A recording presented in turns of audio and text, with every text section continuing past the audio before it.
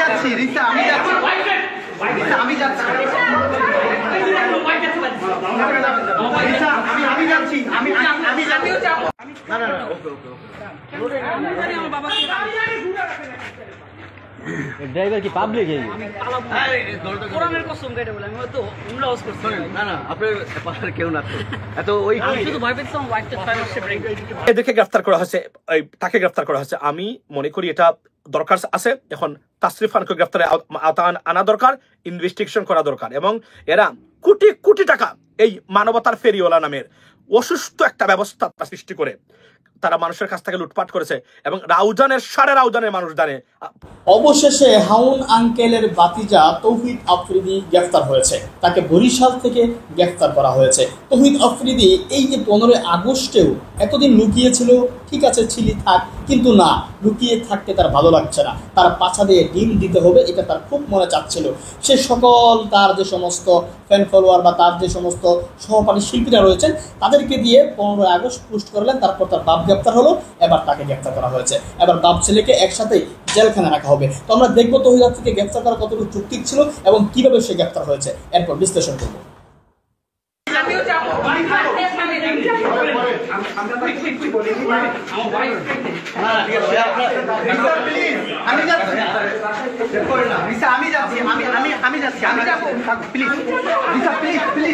আমি নিজে যাবো, না না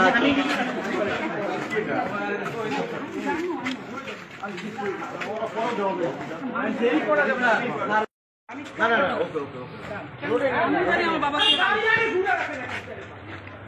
ড্রাইভার কি পাবলিক এই কোরআনের কসম কেটে বলে আমি হয়তো উমরা হাউস করছি না না, আপনার পাশে কেউ না তো, এত ওই শুধু ভয় পেয়েছিলাম ওয়াইফটা 6 মাসে ব্রেক।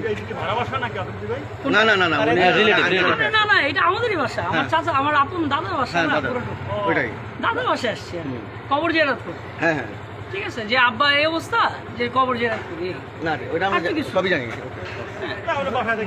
আমি কেমন ছেলে এটা এটা তো মাসুম স্যার আছে, মাসুম স্যার সবাই, ওই যে মাসুম স্যার আছে আছে আপনার ওয়ালেট ওখানে সাথে যায় লোকটা পরে মরে গেলে আমি তো সেটাই ওয়ালেটটা আমার ওয়াইফকে দিলে ভালো, এটা বেক এটা বেক একটা সানসেটে গিয়ে এটা আমার ওয়াইফকে দিত স্যার, এটাও ধরেন স্যার। না আপনার ভাই আমার বেক, ওয়ালেট আর আমার বেকটা প্লিজ দিয়ে দেব দিয়ে দেব আপনার ভাই এটা নাও, তোর আগে দেখো ভাইয়া, এদিকে আসো, কে আছে নিয়ে যাক বেক আর এটা নাও, এদিকে আসো, বুঝাই দিতে যথেষ্ট ভিডিও সব বুঝাই দাও। এই স্যার এটা উল্টা যায়, আমি সুন্দর করে বলতেছি। হ্যাঁ আমি বিদায় নিয়ে যাই না, স্যার একটু হ্যারেজ হয়ে গেছে, আপনি তো বুঝে নেই। আমি ডিবিতে যাচ্ছি না, আমরা কোথায় যাচ্ছি? ডিবিতে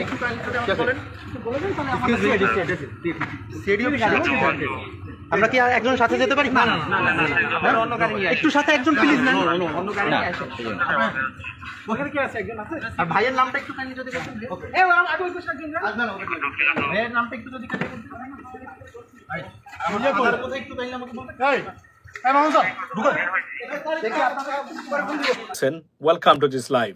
আজকে ব্রেকিং নিউজ, একটার পর আরেকটা। ঘুম থেকে উঠে দেখি রবিবারে সাধারণত আমি ঘুম থেকে ওঠার চেষ্টা করি by 11 AM or 12 because we go normally we go to bed very late, right? So আজকে অনেকগুলা খবরের ভিতরে একটা খবর হলো যে কন্টেন্ট ক্রিয়েটর তৌহিদ আফ্রিদি এবং হাউন আঙ্কেলের অন্যতম বাতিজা, thank you so much for your presence, আপনার গ্রেফতার হয়েছেন। আমি লাইভের শুরুতেই আপনার নাইস শট, থ্যাংক ইউ, এটা সামার শট অবভিয়াসলি।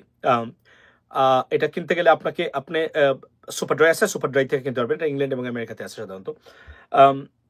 সো আপনাকে বলে রাখি যে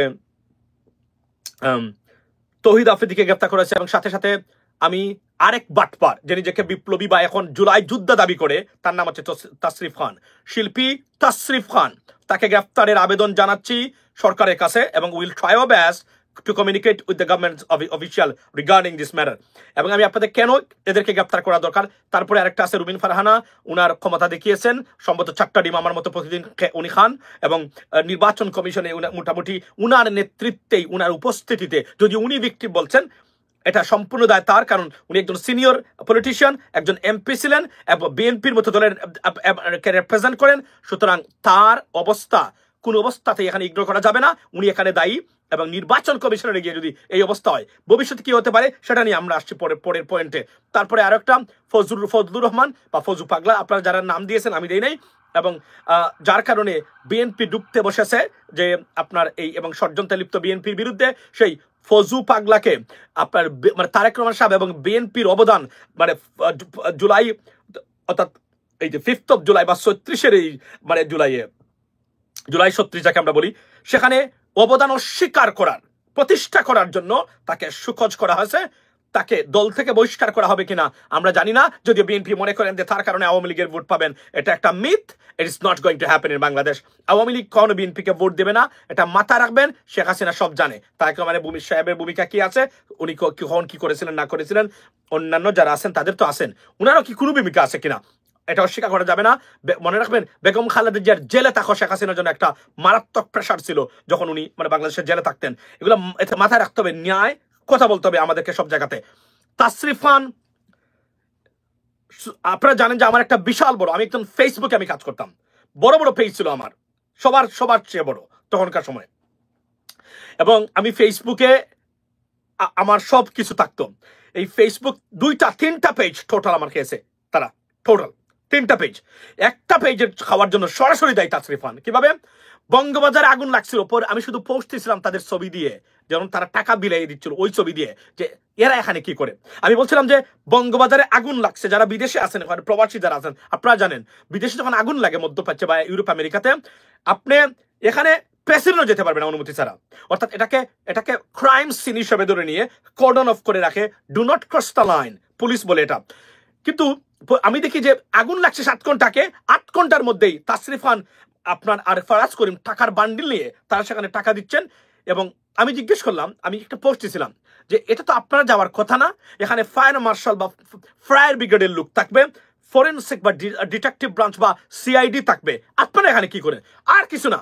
এরপরে শুরু হলো আমার উপরে আপনার এই কথাটা বলার কারণে পরবর্তী সময় আমি একটা লাইভ করলাম, এরপরে আমার উপরে 21টা তাসরিফ খান, এই 21টাই দিচ্ছে তাসরিফ খানের লোক। আমি তাকে ধরেছিও, তার সাথে আমি কথাও বলেছি, যে করেছে মাফটাফ চেয়েছে তাসরিফ খান।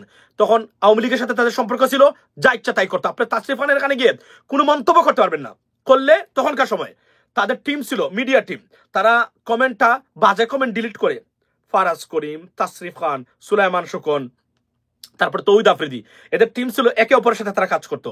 অর্থাৎ আপনি কোনো কমেন্ট করেছেন তারা এটা দেখবে, দেখার পরে প্রথমে আপনার যদি তাদের অপছন্দ তাদের বিপক্ষে যায়, প্রথমে আপনার ফেসবুক প্রোফাইলে গিয়ে তারা সম্মিলিত অ্যাটাক করতো, তারা মানে কপিরাইট স্ট্রাইক থেকে শুরু করে টু ব্রিং ইট ডাউন ও টেক ইট ডাউন। এরপরে কি করতো, যদি চট্টগ্রামের কেউ হতো, রাউজানের হলে তো রক্ষাই নাই, ফারাজ করিম ধরে নিয়ে পিটাইতো, মামলা দিত। এই ছিল তখনকার আওয়ামী লীগের ফেসিজমের মিডিয়া মানে সোশ্যাল মিডিয়ার অবস্থা। লিডিস এন্ড জেন্টলম্যান, আমরা এগুলো বলে নাই, আমার এই পেজটা ছিল সবচেয়ে বড়। বিশ্বাস করেন আমার অনেক স্মৃতি এখানে, আমার গ্রাজুয়েশন সেরিমনির যে I was a valedictory speaker from university থেকে আমার ব্যাচেলর ডিগ্রি, যে এটাও আমি লাইভ সেখানে প্রচার করেছিলাম। তারপরে আমার সন্তানের সাথে আমার ছেলের সাথে অনেক স্মৃতি, এগুলো সব চলে গেছে। আর রাজনৈতিক ওই প্রাইভেট বলতে ওই 2-3টা জিনিস ছিল, আর সব ছিল পলিটিক্যাল। এটা বাংলাদেশের মানুষের কণ্ঠস্বর ছিল তখনকার সময়। আমরা কয়েকজন কাজ করতাম তখন, আর এখন বর্তমানে যারা টপ লেভেলের তাদের নামও শুনে নেই আমরা, সরি টু সে দ্যাট। তখনকার সময় এদের অস্তিত্ব ছিল না সোশ্যাল মিডিয়াতে। আমি আর আমরা আরো 3-4 জন ভাই, I recommended that day, you fight for it, thank you so much. So এরা এখন আজকে এক সুলাইমান শুকেন, যখন আমি ধরলাম তাকে, আইসা বললো বস আমি তো ভুল করেছি, এই করেছি, আর জীবনে করবো না। তবে সুলাইমান শুকেনের একটা ভালো চরিত্র, একটা ভালো দিক বলি, যেদিন থেকে প্লাস্টিক নিয়ে মানুষকে দোষেছিল কর্তৃপক্ষ ছাড়া, সিটি কর্পোরেশন ছাড়া, এরপর তাকে আমি ওই লেভেলের কোনো পোস্ট দিতে দেখি নাই। সে লেখাপড়া করা মানুষ তো বুঝে গেছে এবং নিজেকে শুধরিয়েছিল। আমি তাকে বলছিলাম যে আপনি যে কাজটা করেছেন এই কাজটা অন্যায়, আপনি প্লাস্টিকের বোতলের কারণে আপনার এই যে ম্যানহোলটা এটা ভর্তি হয়ে গেছে, জ্যাম হয়ে গেছে, অর্থাৎ এটা ব্লক হয়ে গেছে, পানি যাচ্ছে না। উনি বলছেন সিটি কর্পোরেশন নয়, মানুষ দায়ী এটার জন্য। আমি লাইভ করেছিলাম এটার উপরে, আমাকে সাকিব বলছিল, আমি করার পরে এটা ভাইরাল ছিল, মারাত্মক ভাইরাল হয়েছিল তখন। এরপরে সুলাইমান শুকনকে প্রথম আমি ধরি, এরপরে আমি তাসরিফ খানকে ধরেছি, আমি ধরেছি আপনার ফারাজ করিমকে আমি ধরেছি, তারপরে আমি আপনার এই বেশা সুমন ভাইকে তো আমি আর ইলাস ভাই প্রথমেই, এর আগে কেউ ভিডিও বানায় নাই ওনার বিরুদ্ধে কেউ, প্রথমেই আমি, তারপরে আমার ইলাস ভাই আর আমি। তো এখন প্রশ্ন হলো এই জায়গাতে যে এই কাজগুলা আপনার এই বাটপারগুলাকে এক একটা করে তাসরিফ খান কোন অবস্থাতেই, যদিও সে বলছে, অনেকেই বলতে থাকেন সে নাকি বিপ্লবী যোদ্ধা, সে কখনোই বিপ্লবী যোদ্ধা ছিল না। সে আপনার এই আওয়ামী লীগের সাথে মিলে এরা যা করেছে এই 15টা বছর, এগুলা ভুলার নয়। আপনারা ভুলে গেছেন অনেকেই, আমরা বলতে পারবো না। আমাদের সোশ্যাল মিডিয়া প্ল্যাটফর্মগুলো তছতছ করে ফেলছে। বিশেষ করে আমি তো ফেসবুকে দাঁড়াতেই পারি নাই কখনো, বিশ্বাস করেন। একের পর এক আক্রমণের শিকার হয়েছে আমি বিদেশিদেরকে নিয়ে কাজ করতাম। আমার এখানে ইন্টারভিউ ছিল সেনেটর এবং কংগ্রেসম্যানের, ইউরোপিয়ান মেম্বার অফ পার্লামেন্টের, টবি ক্যাডম্যানের মতো ব্যক্তির ইন্টারভিউ ছিল সেখানে আমার পেজগুলোতে। কল্পনা করেন এগুলা কেউ করেছে? সোশ্যাল মিডিয়াতে আমি করেছি। কিন্তু এগুলা এখন উচিত ছিল সরকার নিজ দায়িত্বে এগুলাকে ফেরত দেওয়া, ব্যবস্থা করে দেওয়া। বাই দ্য ওয়ে, এটা বলে রাখি আমি, যদি আমি সেটার জন্য সরকারকে বলিও নাই। তো এই হলো এই বাটপার। এবং এরা কি করতো, এই যে জুলাই বিপ্লবে এই সোশ্যাল মিডিয়া কেন্দ্রিক যত ধরনের ফেসিজম, এটা হচ্ছে ডিজিটাল ফেসিস্ট, তৌহিদ আফ্রিদি, সুলাইমান শুকন, ফারাজ করিম, আর হচ্ছে আপনার এই যে কি এই তাসরিফ খান, বেশা সুমন ভাইরা, এরা ছিল ডিজিটাল ফেসিস্ট। আমি নাম দিয়েছিলাম, আমি ইলিয়াস ভাই বেশা সুমনকে আপনার ডিজিটাল বাটপার, অনেস্টলি স্পিকিং, প্রতারক তখনকার সময়, 4.5 years ago তখনকার সময়।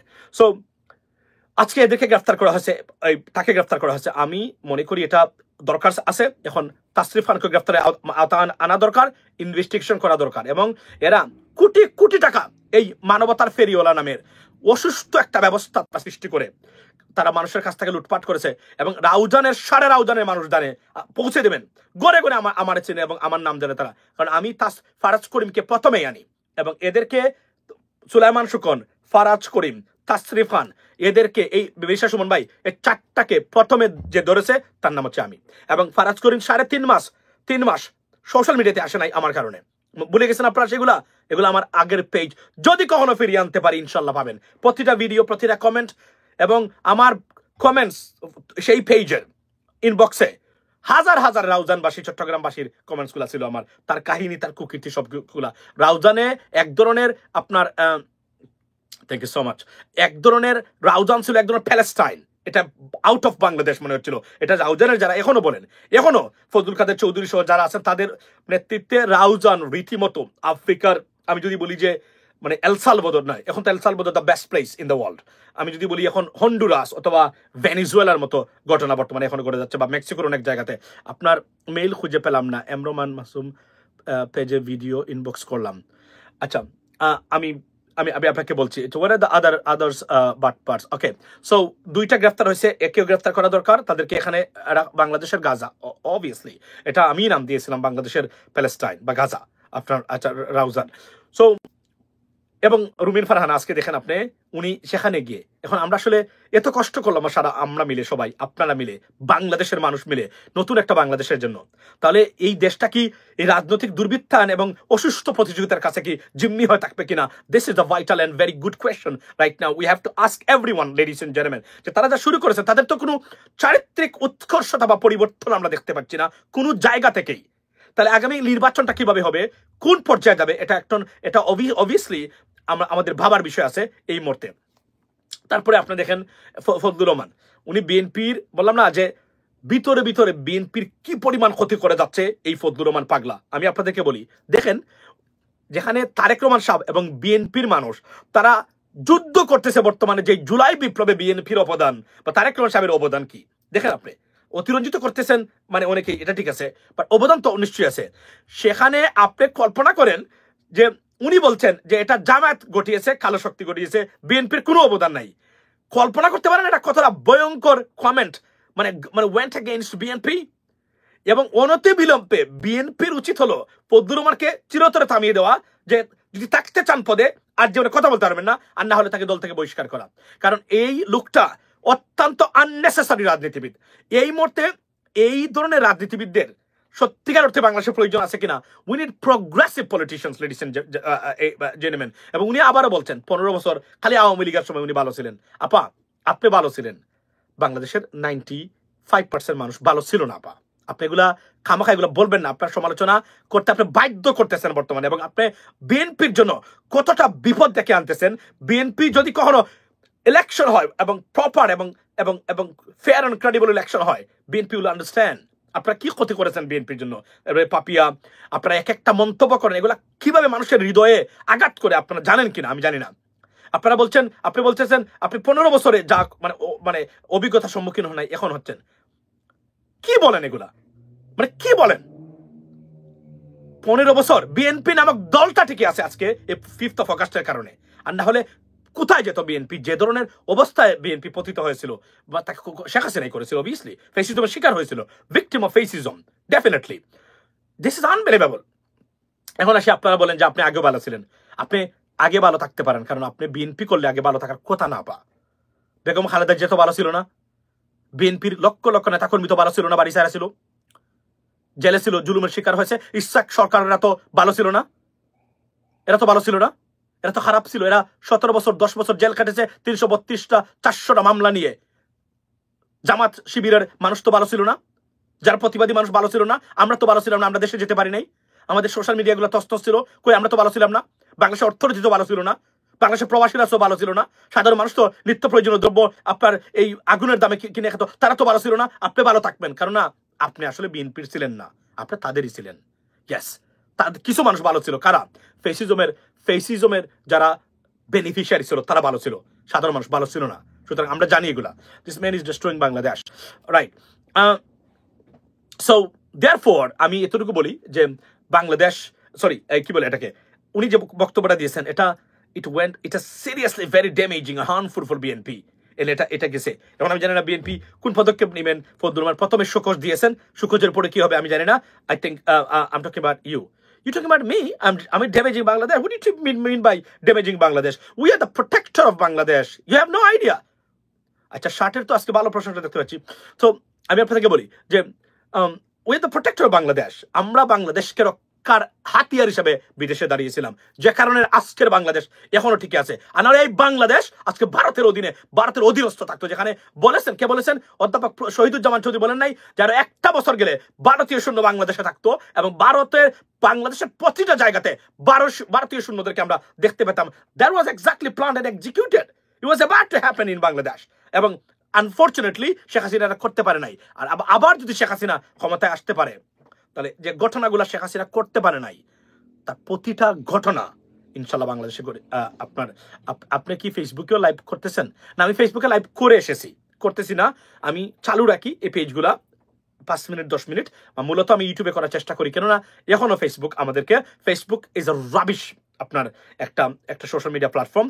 এরা কোনো নিরাপত্তা নাই, অনেস্টলি স্পিকিং বলতে গেলে এই অবস্থা বর্তমানে। আর আওয়ামী লীগের সময় ফেসবুকের সাথে কোলাবোরেশন ছিল, চাইলেই ফেসবুক যা ইচ্ছা তাই করতে পারতো। You will have made many propaganda. What kind of propaganda I made? If you can give me one single example right now, Monir Ahmed, আমি 1 সপ্তাহ লাইভে আসবো না আরো। বলেন আপনি কোনটা প্রপাগান্ডা ছিল? About me, not about any other people. I don't care about what others says about me. Give me one single example. Which one was propaganda? Which one? Propaganda আর সমালোচনার ক্রিটিসিজম কোনটা? আপনি বলেন একটার উদাহরণ দেন। এখন তো লাইভে আছেন, আপনি আমাকে দিয়ে যান, দেখে আমার দেন কোনটা প্রপাগান্ডা ছিল। আপনার পছন্দ না হলে এটা প্রপাগান্ডা, এটা ফেসিজমের মানে স্লোগান। আমরা এগুলো খাই না এখন আর। We don't care about that anymore. Enough is enough. তখনই নাই, এখনই নাই। সুতরাং আমরা এগুলো বদার করি না কখন। You say that India has control Bangladesh, which was never seen. India control Bangladesh 90%, even Awami League জানে India control Bangladesh. Even still now they have a control over our many things. এটা কি এই দর্শক যারা আছেন আপনারা কি এটা বিশ্বাস করেন না যে আপনার সারা 17 বছর বাংলাদেশকে কন্ট্রোল করে না ইন্ডিয়া? কি বলেন এগুলা? আপনার কি মাথায় সমস্যা নাকি? সারা বাংলাদেশ কন্ট্রোল ছিল, ইন্ডিয়া কন্ট্রোল করতো। You know what I mean? আপনি এখন এসে বলছেন এটা প্রপাগান্ডা। এটা প্রপাগান্ডা না। এখনো যে আমাদের যে অস্থিরতা চলছে এগুলো ভারতের কারণে। এবং ভারত কন্ট্রোল কি বাংলাদেশের যে প্রজেক্ট, যেগুলো ভারতীয় প্রজেক্ট, মানে বাংলাদেশকে নেওয়ার, এগুলো ওয়াজ অ্যাবাউট টু সাকসেসফুল। এবং মেনি কেসেস তার সাকসেস ছিল। আমাদের কোনো কিছু করতে দেয় নাই। স্বাধীনতা, সার্বভৌমত্ব একটা রাষ্ট্র হিসাবে প্রতিটা ক্ষেত্রে তারা বাধা দিয়েছে আমাদেরকে, তারা, রাইট? তো এগুলো আমাদেরকে শেখাবেন, এগুলো প্রপাগান্ডা নয়। এবং ভারতীয় পলিসি কতটা ডিস্ট্রাকটিভ আপনি আপনি দেখেন। মানে সাউথ এশিয়ার শান্তির পায়রা বলা হয় ভুটানকে, সেই ভুটানের সাথে ভারতের সম্পর্ক খারাপ। কল্পনা করতে পারেন এটা কতটা নেস্টি পলিসি ভারতের? ভুটান একটা শান্তির দেশ, কোনো ধরনের সন্ত্রাসবাদ নাই, যার আর্মি নাই, এই দেশের সাথে ভারতের সম্পর্ক খারাপ। আপনি কল্পনা করতে পারেন এটা কতটা ভয়ঙ্কর একটা মানে তাদের একটা এই ফরেন পলিসি। কারণ আপনার এই ভুটানের সাথে যার সম্পর্ক খারাপ থাকবে, একটা নিরীহ দেশ, এটা আপনি বুঝতে, আপনি যদি এটা ব্যর্থ হন তাহলে তো হবে না।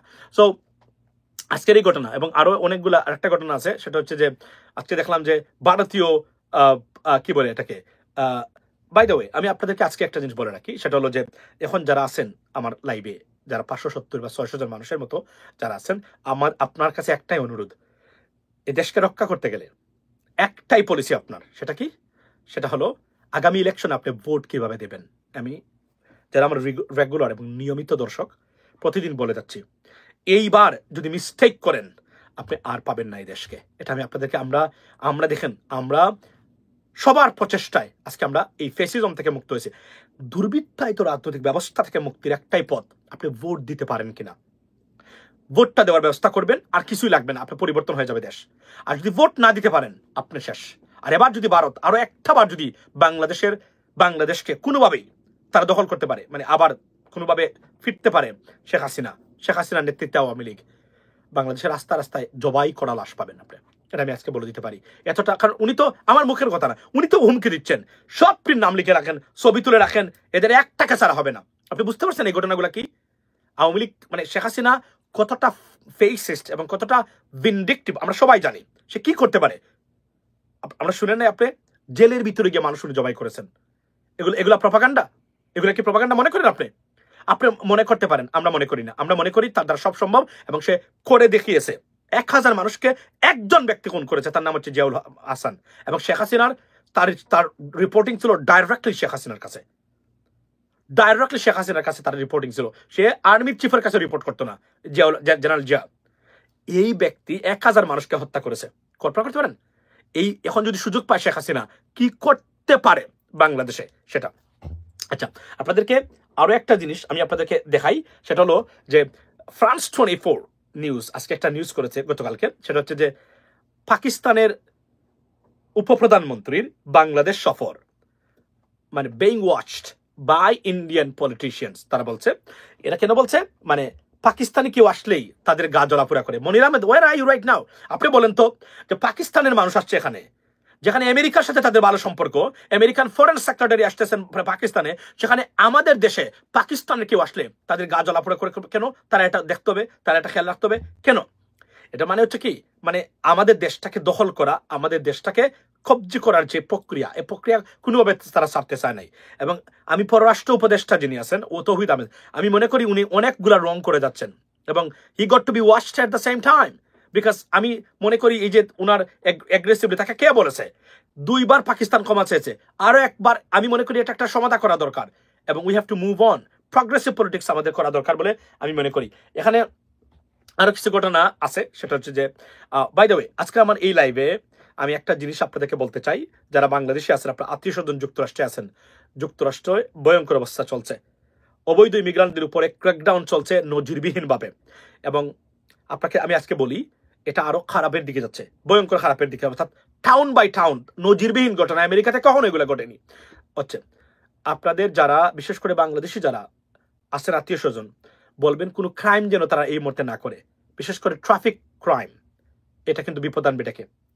ইন্ডিয়ান ট্রাক ড্রাইভার দেখছেন, সে যে কোনভাবে হোক লাইসেন্স পেয়েছিল, পাশ করে পেয়েছে, লাইসেন্স পাওয়ার পরে সে যে টার্ন নিয়ে 3 জন মানুষকে হত্যা করেছে, এবং এটা সারা আমেরিকাতে এখন একটা ইস্যু হয়ে গেছে, এবং এটা দিয়ে তারা এটা বারবার আসতেছে, এবং এটার নামে একটা আইন হচ্ছে এখন, মানে এগুলা। সো এবং বারবার ইন্ডিয়ান নাম আসছে। ইন্ডিয়ান আসলে ভাগ্য খারাপ, তাদের কপাল খারাপ, যেখানে যায় শুধু ভারতের নাম আসে এখন আমেরিকাতে। আমাদের নাম এখন আসতেছে না, আমাদের নাম বাংলাদেশি যারা আছেন, please tell everyone be careful. কোনো অপরাধ করবেন না, আপনি অবৈধ আছেন, নো প্রবলেম, আপনাকে ধরলে তারা ধরুক, এটা কোনো মানে খারাপ কিছু না। কিন্তু এমন কোনো খারাপ কাজ করবেন না যেন আপনার ছবি ফটো সহ সারাদিন খালি মানে আপনার এই কি বলে এটাকে, এই নিউজে আসবে। কারণ এটা হচ্ছে স্কেপগট, এটাকে পুঁজি করে আপনার যারা ইমিগ্রান্ট বিরোধী আছেন তারা এই কাজগুলো করবেন। আচ্ছা, we must follow Japan, USA and Vietnam, USA এর রিলেশনশিপ। অ্যাবসলিউটলি ভাই, আমরা ইন্টারন্যাশনাল রিলেশনশিপ নিয়ে আজকের বক্তব্য, যদিও আমরা না আজকে বাংলাদেশ নিয়ে কথা বলছি। বাংলাদেশের যুদ্ধ বিমান ভাই বাল সমর্থক রক্তাক্ত সমস্যা আছে, অথবা এদের মাথা ভারত ছাড়া ভারত দ্বারা প্রোগ্রাম করা। অ্যাবসলিউটলি আমি আপনাদেরকে বলি, তারা মারাত্মক ধরনের মানে বর্তমানে কাজে লিপ্ত। এবং আমি আপনাদেরকে বিশ্বাস করেন, আমি ইন্টারন্যাশনাল রাজনীতি বা মেকানিজম নিয়ে যে ধরনের জানাশোনা পড়াশোনার চেষ্টা করি, আমি আজকে আপনাদেরকে বলি, ভারত কোনো অবস্থাতেই আওয়ামী লীগকে এভাবে ফেলে দিবে না। তাদের একটাই চ্যালেঞ্জ, যখন যে কোনভাবে হোক আওয়ামী লীগকে আবার বাংলাদেশে ফেরাতে হবে, আবার তাদের এজেন্টদেরকে বাংলাদেশে প্রতিষ্ঠা করতে হবে। This is the national security issue. আপনাদেরকে আমি কে বলবো ভাই, আওয়ামী লীগকে রাজনীতিতে জায়গা করে দেওয়া এটা ভারতের এজেন্ডা, এটা আওয়ামী লীগের এজেন্ডা নয়।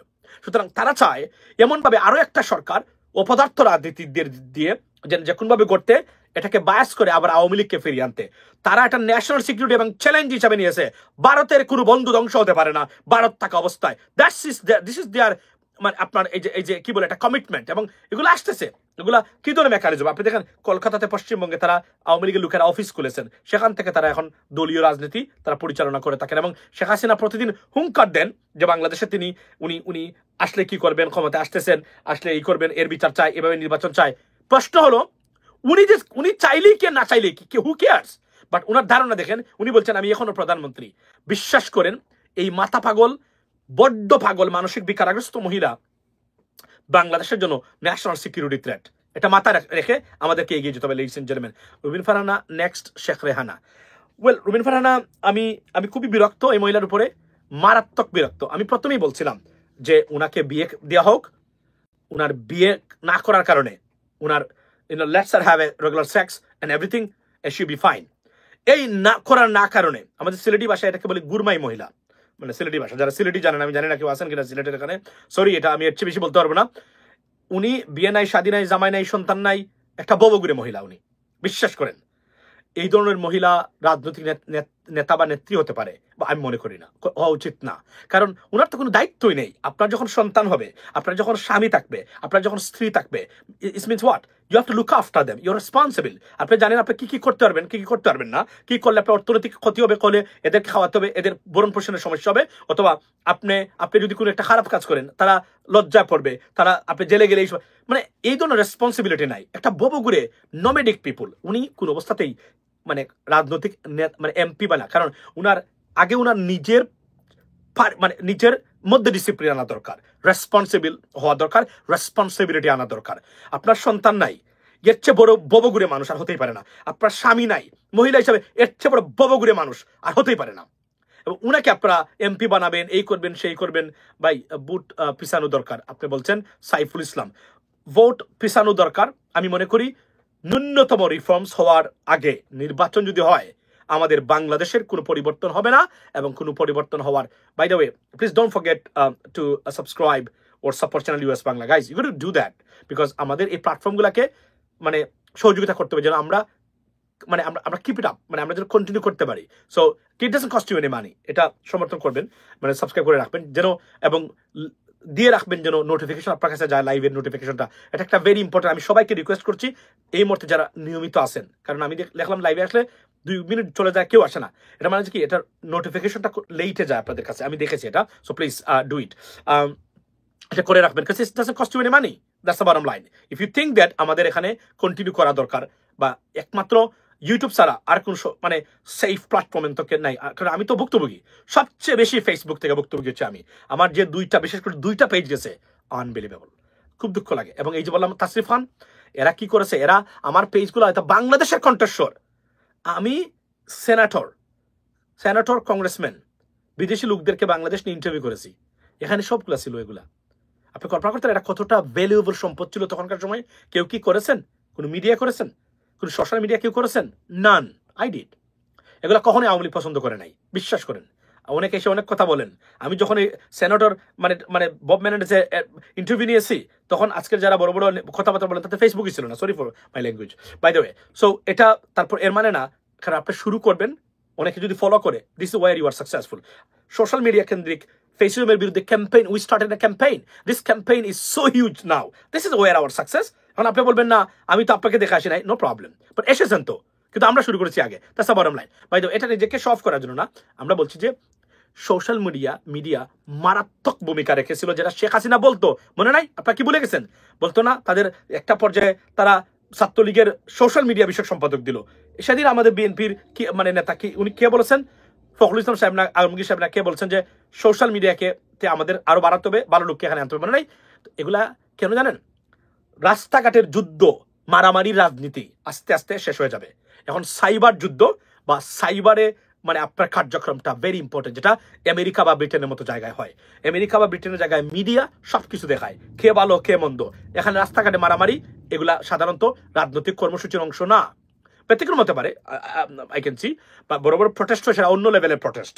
এটা ওই প্রটেস্ট না যে আপনার এখানে মারামারি আর এটা নীরব প্রটেস্ট হয়, প্যালেস্টাইন গাজার নিয়ে হয়, তারপরে প্রেসিডেন্ট ট্রাম্পের বিরুদ্ধে হয়, বাইডেনের বিরুদ্ধে হয়, অনেকগুলা কারণে হয়। বাট এটাই এখন বাস্তবতা। মূলত হলো সোশ্যাল মিডিয়া এতটা পাওয়ারফুল যে বাথরুমে যখন আপনি বসবেন টয়লেট অবস্থায়, সেখানে বসে আপনি দেখতে পারবেন বাংলাদেশের রাজনীতি নিয়ে বক্তব্য। এর চেয়ে বড় সুবিধা টেলিভিশন নিয়ে যেতে পারবেন, বাথরুমে যেতে পারবেন না, কিন্তু ফেসবুক নিয়ে যেতে পারবেন, ইউটিউব নিয়ে যেতে পারবেন, টিকটক নিয়ে যেতে পারবেন। This is how it is. By the আমি টিকটকেও আছি, আমি রহমান মাসুম। আমার রেগুলার টিকটকে আমি ভিডিও দেই, কারণ আমি বিশাল বড় একটা জনসংখ্যা এখানে আছে। আমি ছিলাম না প্রথমে, ওনাকে রিকোয়েস্টে এসেছি। এটা ইজ ডুইং গ্রেট। যদি আমি প্রফেশনাল করতে পারতাম, বাট আই এম একজন আনপ্রফেশনাল মানুষ in terms of presenting my self on social media. But আমি যা বলি সেগুলোর চেয়ে প্রফেশনাল আর কিছুই নেই, এটা হচ্ছে বাস্তবতা।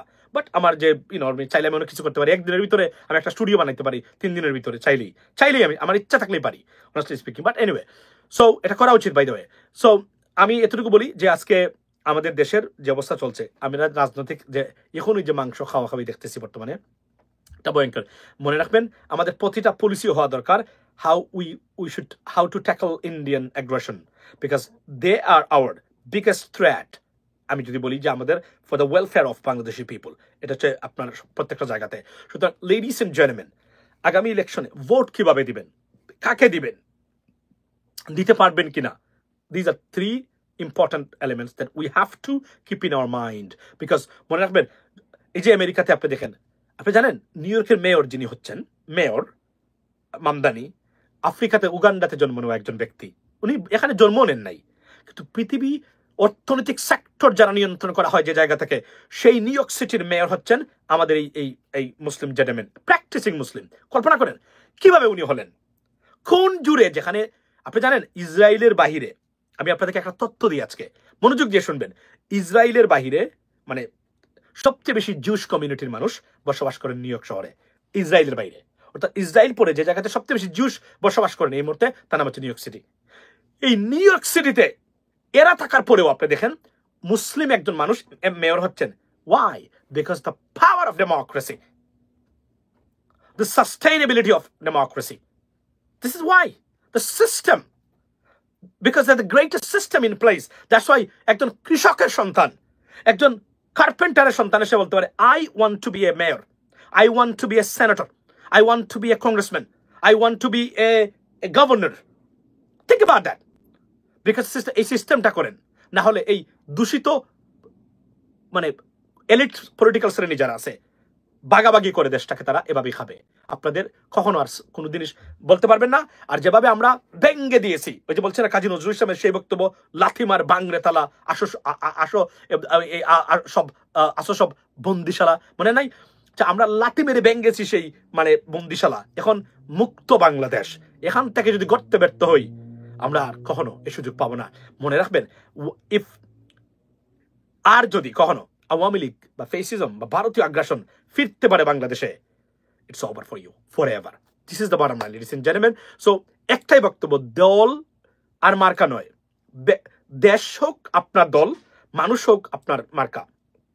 এই মুহূর্তে এভাবে করে তারপরে আপনার দল আসবে, আপনার মার্কা আসবে। ভালো মানুষকে ভোট দিবেন এবং ভোট দিতে পারবেন কিনা দেওয়ার ব্যবস্থা করতে যা যা করা লাগে সেটাই আপনাদেরকে করতে হবে। আই হ্যাভ টু আপনার এই hold it right now, I have to go to A wedding. এখানে একটা ওয়েডিং আছে, ওয়েডিং আমাকে দায়িত্ব হবে সবাইকে নিয়ে, ফারদিনকে নিয়ে। সুতরাং আমি আজকে এটা বলতে চাই যে এই ডিজিটাল ফেসেসদের second one just got caught or arrested. Tasrif Khan আরো সহ যারা আছেন এদেরকে গ্রেফতারের আহ্বান জানাচ্ছি, যেন ভবিষ্যতে কোনো ডিজিটাল বাটপার, ডিজিটাল ফেসিস্ট তৈরি হতে না পারে। যদিও আমরা এখন দেখতেছি অনেক ডিজিটাল বাটপার অনেকভাবে আসতেছেন বিভিন্ন ঘুরে ফিরে, যারা নাম শুনতে পারেন না জাতীয়তাবাদের, তারাও এখন নিজেকে মানে তৈরি করতেছেন মানে জাতীয়তাবাদের ডিজিটাল মানে বাটপার হিসাবে কাজ হবে না। এটা হচ্ছে বাস্তবতা। সো লেডিস এন্ড জেন্টলম্যান, আমি আবার বলতে চাই সেটা হচ্ছে যে আজকের নির্বাচন কমিশনের যে ঘটনা ঘটলো সেটা ন্যাক্কারজনক। সেটা অবশ্যই আমি মনে করি ইটস এ শেম ফর যারা ঘটিয়েছেন তাদের জন্য। আর ফজলুর রহমানকে বিএনপির জন্য কতটা ক্যান্সার হিসাবে উনি আবির্ভূত হয়েছেন আমি আবার বলি, ফজলুর রহমান সাহেবের রাজনীতি is not progressive. This gentleman even very unnecessary politician, he is not fit for purpose right now for this time, for this generation. নতুন জেনারেশনকে নেতৃত্ব এবং নেতা হওয়ার জন্য বা দেওয়ার জন্য he is not fit for purpose at all. That's the bottom line. BNP কৌশলের কারণে তাকে রাখতেছেন আওয়ামী লীগের ভোট পাবেন কিনা। I don't think so. BNP Awami লীগের যারা আছেন তারা কখনোই তারেক রহমান সাহেবকে ভোট দিবেন বা বিএনপিকে ভোট দিবেন। এটা জাতীয় পার্টিতে যাবে, অন্য যেখানে আছে তাদের পক্ষে যাবে। এটা হচ্ছে বটম লাইন। এবং এই ডিজিটাল বাটপার বা ফেসিস, the associate of the face, digital the faces or digital faces, one of these got caught. That's the good news, ladies and gentlemen. So ভালো থাকবেন ইনশাল্লাহ। আগামীকালকে যথারীতি ইন্টারন্যাশনাল অ্যাফেয়ার্স নিয়ে কথা বলবো। এখানে বলে রাখি যে আপনার নতুন ডাইমেনশন তৈরি হচ্ছে পাকিস্তান, যুক্তরাষ্ট্র, তুরস্ক নিয়ে এই তিনটা রাষ্ট্রের ভিতরে একটা ডাইমেনশন তৈরি হতে হবে। How we can take the benefit out of it. এবং আপনার যে এফএম বা ডেপুটি প্রাইম মিনিস্টার আপনার ইশাক দার, উনি একটা বক্তব্য দিয়েছেন সুন্দর। সেটা বলছেন এই মুহূর্তে একটা ট্রেমেন্ডাস অপরচুনিটি মানে ahead of us. If we can avail it, take the opportunity and we can implement it, trust me, the people of both countries will be greatly benefited and we should do that as well. এবং এখানে আর কোনো তিক্ততা নয়, be progressive, look forward. আমি এটাই বলবো আমি রাজনীতিবিদদের, then we can be better off. Have a blessed day. See you next. দর্শক, আলোচনা শুনে বুঝতে পেরেছেন তৌহিদ আফ্রিদি গ্রেফতার করা আরো আগেই প্রয়োজন ছিল, কিন্তু সরকার হয়তো বা করে নাই। কারণ হয়েছে তার সাথে বড় বড় অনেক রাঘববোধ রয়েছে। কিন্তু 15 আগস্ট তার যে তৎপরতা ছিল এই যে কালচারাল ফেসিস দ্বারা তাদেরকে নিয়ে 15 আগস্ট ফেসবুক পোস্ট করিয়েছে মুজিবকে নিয়ে, তারপর সরকার বুঝেছে না এর আসল ধরা দরকার। এই কারণে মূলত তাকে গ্রেফতার করেছে, না হলে হয়তো বা এভাবে পালিয়ে সে থাকতে পারতো। এদের সব গ্রেফতার নিয়ে আপনার মন্তব্য অবশ্যই কমেন্ট বক্সে পাবেন।